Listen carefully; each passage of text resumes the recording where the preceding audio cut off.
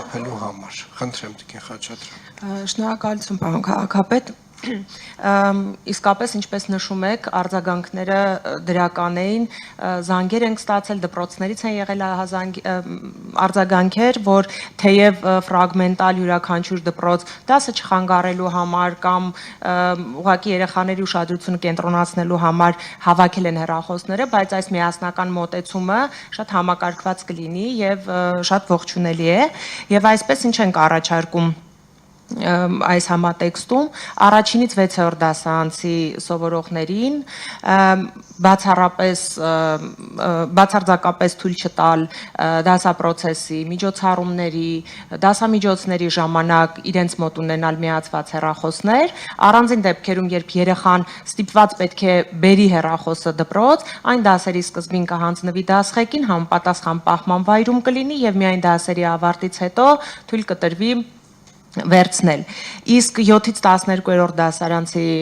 դասարանցիների համար առաջարկվում է սահմանափակումներով օգտագործում, ընդ որում խոսքը միայն հեռախոսների մասին չի, պլանշետների, խելացի ժամացույցների, բոլոր սարքավորումների մասին է, խիստ սահմանափակումներ, բացառապես կրթական նպատակներով եւ ուսուցչի հրահանգով եւ վերահսկողությամբ։ Դա կարող է շաբաթական 1-2 անգամ տեղի ունենալ։ Առաջարկվում է բոլոր դպրոցներում այս սահմանափակումները արդեն իսկ առաջարկել, միևնույն ժամանակ բոլոր իրավական հիմքերը ապավել, մասնավորապես դպրոցի ներքին կարգապահական կանոններում ամրագրել անպայման, իրազեկել սովորողներին, նախապես ծնողներին, բոլոր հետևանքների մասին, այդ պայմանավորվածությունը ձեռք բերել, թե ինչ տեղի կունենա, եթե օրինակ այնուամենայնիվ երեխայի մոտ հայտնաբերվի հեռախոս,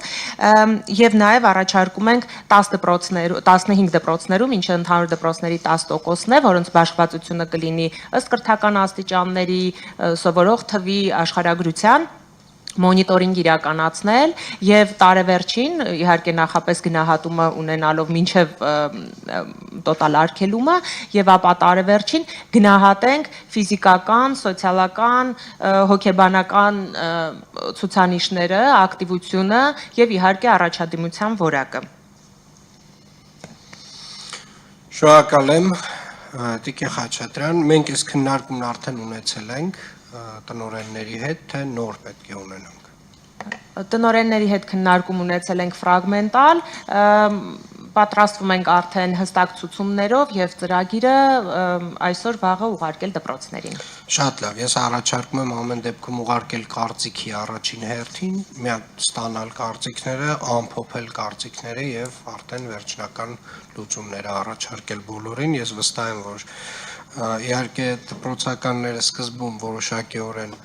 մի փոքր կընդվզեն այս մեր որոշմանը, բայց կրթության որակի վրա, նրանց առօրյայի, նրանց նույնիսկ երջանկության վրա վստահորեն այս արգելքները դրականորեն են ազդելու։